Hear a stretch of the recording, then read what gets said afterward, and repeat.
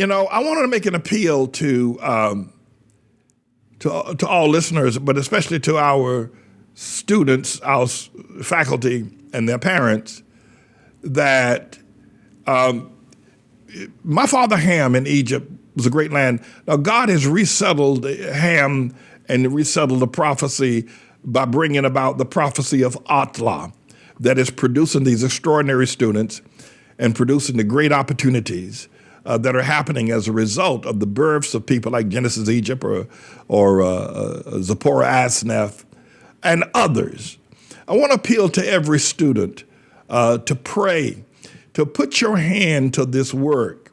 You may have cousins who live in New Jersey or the Bronx or someplace else who are completely diabolically opposed to the level of training and teaching you're getting here at the ATLAH school system. They may be worshipers of Obama. They may even be participant and worshipers of that vulgar satanic group called Black Lives Matter. Or they may be even participants and worshipers of the LGBTQ disgraceful, if you will, unforgivable practices. You may have relatives or family members who have participated in mainly these very vulgar groups.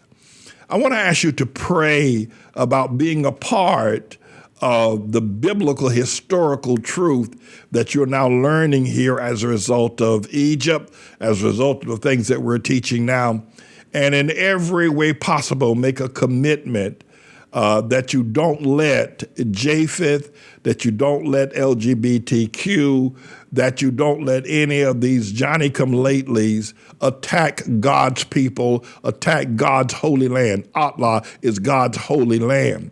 And I want to ask you from the youngest to the oldest, to commit, to fight, to honor God's holy land, ATLAH, and to honor its prophecy and its prophet and all of its progeny that will flow as a result of what God has prophesied about us. I want to ask you to do that in the days to come and remain steadfast no matter how you are threatened otherwise by worship of demons and satanic people like the politicians or the mayors of the cities or the so-called black presidents or the Black Lives Matter or the vulgar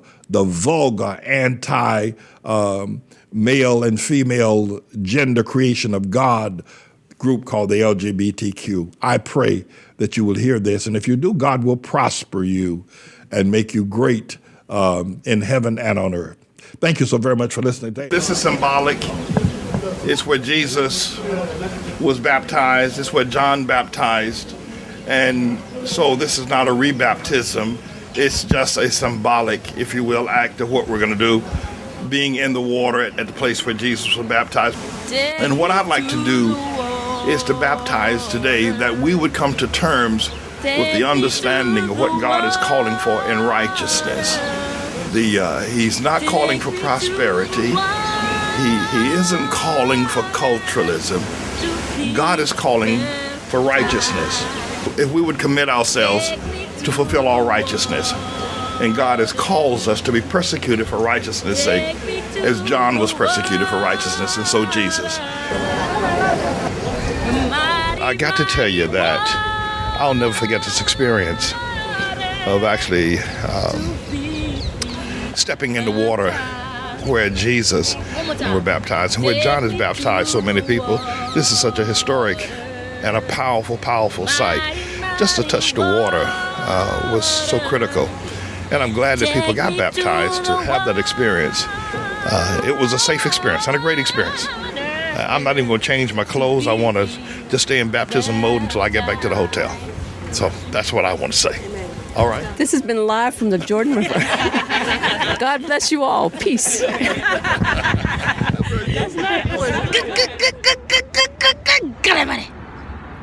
Righteousness. Boom, chakalaka goes right there. My mother started liking the school and let me come here every single year. It has been 5 years and now I'm in the 7th grade. I still love this school. It has taught me a lot of things about the world and all around it, and let me see things I've never seen before, like me participating in the history fair last year. I would like to give thanks to all my classmates for making me feel comfortable and at home here. Please, to all the new and old parents in the school, don't take your kids out of the school because it will probably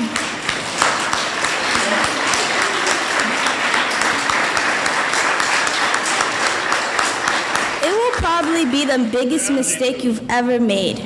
No matter what type of child you have, this school will shape it into a world leader. So do yourselves a favor. Oh my goodness. Okay. So do yourselves a favor and keep your kids here till they graduate, and it will change yours and your child's life. Peace and blessings. Over the years, we have served more than 1 million meals to hungry bellies and hungry people here in the Harlem community. And I wanted you to be able to see that. I want you to see our involvement with youth, our summer youth programs, our courtyard being used as a place where children can be safe, guarded, and protected as they have their miniature swimming pools. And a safe place for children to eat that is guarded, that is protected by our own sense of security, and the wholesome and fresh meals that we serve. We wanted you to be able to see the mission of this church. And we've been doing this for years. Just recently, one of our members, more than a 30-year member of this church, but it hasn't, not one that that you would probably find as members of some other churches with their nose stuck up in the air. But her father is now close to death or very sick in the state of South Carolina. And I said, because she doesn't have money, I said, we will buy you a bus ticket, a round trip bus or train ticket for you to travel to South Carolina to be with your father in this time of pandemic. There's very little funding around. There's sickness everywhere.